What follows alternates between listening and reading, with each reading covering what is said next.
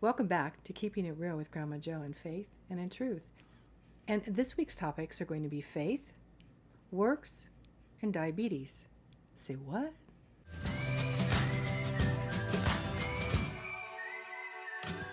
I bet you're wondering what diabetes has to do with faith and works. If you stick around a few more minutes, we're going to cover that. Let's start with faith. Ephesians 2:8-9. For it is by grace you have been saved through faith. And it is not of yourselves, it is a gift of God, and it's not by works, so that no man can boast. Now let's talk about works. How do we work out our faith on a day-to-day basis? James 2:14-17 says, Suppose a brother or a sister is without clothes or daily food, and if one of you says to him, Go in peace, keep warm and well fed, but does nothing about their physical needs, what good is it?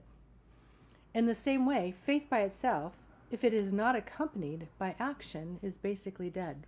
Faith has to have action. True faith has to reveal itself in action. So, how does diabetes deal with faith and works? Well, 3 months ago, I was diagnosed with type 2 diabetes. And the first thing I did was get on my knees and say, God, please forgive me for just really not taking care of this body, this amazing gift and miracle of a body that you gave me. Then I got up and did the hard work, a lot of research, a lot of hours to find out what would be best.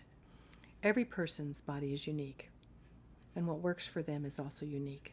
So between you and God, your doctor, and your research, I'll pray that you find out what works best for you. But for me, I settled on a whole food, plant-based lifestyle change, which includes some walking. And after 3 months, the test results are in. My A1C, which determines whether I have diabetes, is down significantly. Basically within 1/10 of a point of saying I don't have diabetes at all. My overall glucose is down, and my fasting glucose, for those who know these numbers are, it's down almost 40 points, below 100. And the bonus is my energy level has been very stable.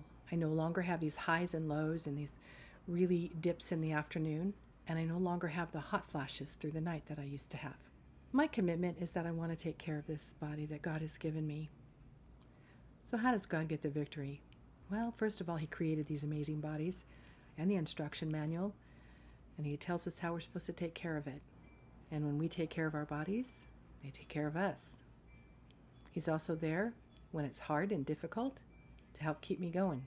He's also there through the temptations. My husband makes a mean pork roast and gives me the ability to say, no thanks. And then when I do fail, God's there to forgive me and bring back restoration and start fresh. Which brings me to my challenge verse. Lamentations 3:22-23. Because of the Lord's great love, we are not consumed, because His compassions never fail. They are new every morning, and great is His faithfulness. I tell my son, God's mercies are new every morning. And every morning we have the opportunity to do the right thing and to do it differently. So I encourage you to wake up every morning, lace up those shoes if you can, like I did, maybe change our lifestyles, and get on with living the best life that we can this side of eternity. See you next week.